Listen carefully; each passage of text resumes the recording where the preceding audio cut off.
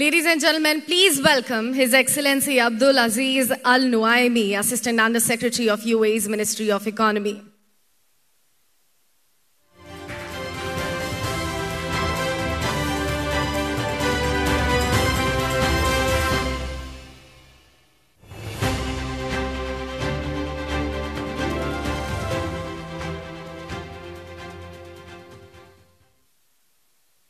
Good afternoon. I didn't expect that intro.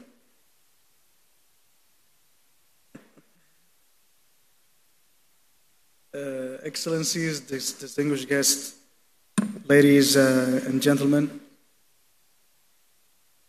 he who has no past has no future. This is our late Sheikh Zayed, the founder of the country.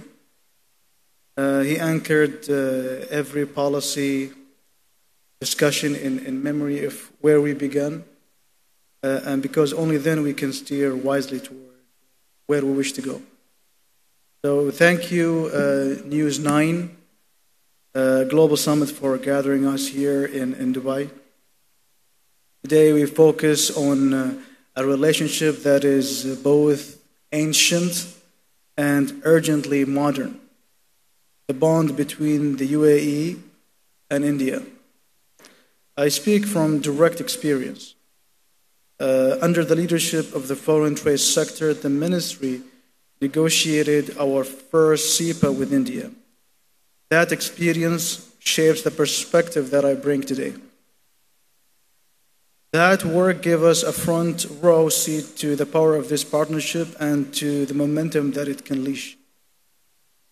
Because it is a history that is still breathes. Our history does not begin with CEPA. At one time, the Indian rupee circulated on our streets. It then evolved into the Gulf rupee, still pegged to its parent currency. Hospital ships from what was then Bombay, now Mumbai, anchored off Abu Dhabi to provide care when local medical services were scarce. Indian design touches graces Emir's Palace and Qasr al-Watan, reminders chiseled into stone that our cultures have long complemented each other. The link is commercial as well as cultural. Indian trading families, Lulu, RP, Barjeel, Shoba, among others, invested capital, built warehouses, opened clinics, and trained workforces. They helped transform a young federation into the diversified economy that you see today. We therefore view CEPA not as a break with the past, but as a renewal of it. A modern instrument that channels a historic current. And the result speaks itself. Non-oil trade between our nation surged 20% last year to 240 billion dirhams, around 67 billion US. The joint ambition is to lift that figure to $100 billion by 2030. And the trajectory says we will get there.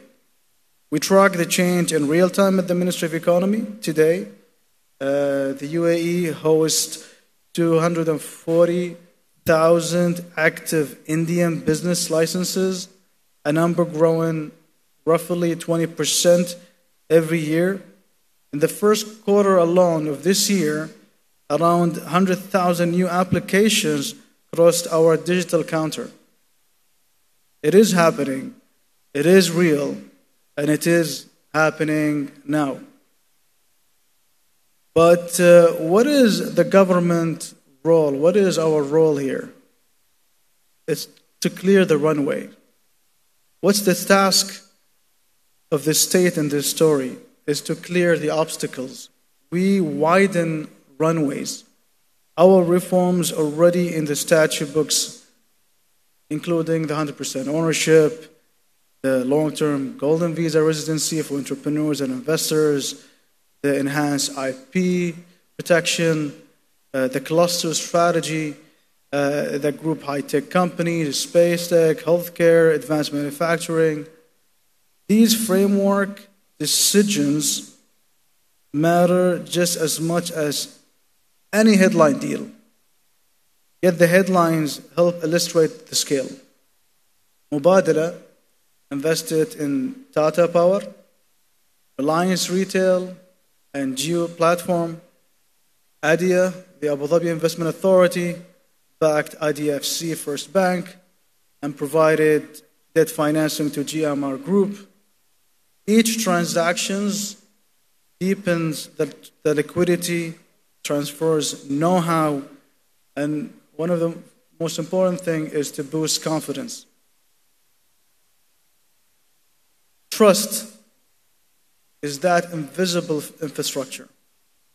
Trade rides on infrastructure that you can touch, like ports, roads, fiber, but also an infrastructure that you cannot, which is trust. In 2022, the government of India designated the UAE as a reciprocating territory under Section 44A of its Civil Procedural Code. That single notification means a civil or a commercial judgment handed down in Abu Dhabi, Dubai, DIFC, or ADGM can be enforced by an Indian court. Entrepreneurs gain clarity, lenders gain security, and commerce simply gains pace. But it is a wider network here. Building on the success of SEPA with India, and as our guest a few minutes ago were talking about Kizad, the UAE has finished more than 20 additional SEPAs with other countries and regional blocs. Taken together, these arrangements give firms operating from the UAE preferential access to markets that hold 2.5 billion people. So for an Indian entrepreneur, a warehouse in Jebel Ali or Ras Al Khaimah is not only a gateway to the Gulf, but is a springboard to Africa, Europe, and the Americas. And there is a proof of diversification here. The macro numbers just confirms it. So the UAE GDP reached 1.7 trillion in 2024, up 4% year on year. The non-oil sector now contribute more than 75% of that total. A share that was once thought unreachable. Diversification is not a slogan, it's a statistical fact. But we need to keep perspective in a turbulent world. None of us is naive about the external environment around us. The global economy strains under conflict, supply chain shocks, and volatile finance.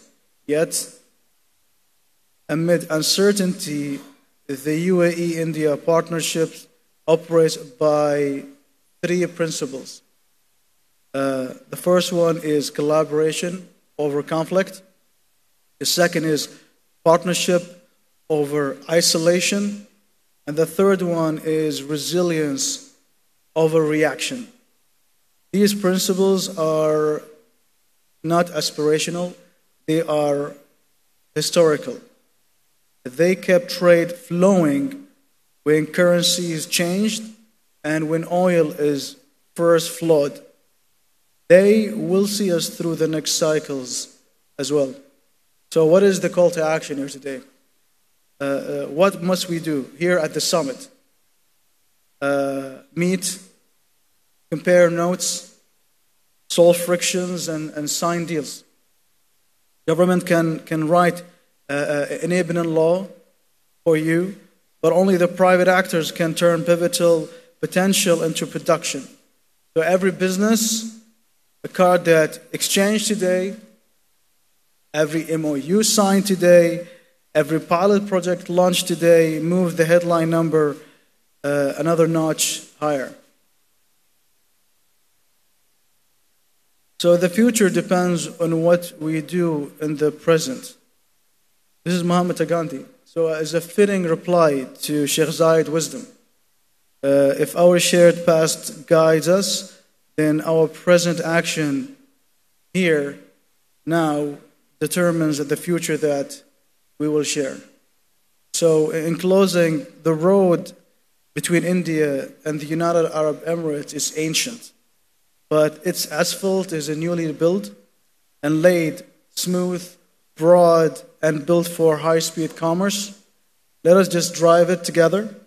May the conversation that you started in these halls mature into ventures. May the friendships that you forge becomes a partnership, and may the prosperity that you create benefit both nations for generations to come. I wish you all success. Thank you so much.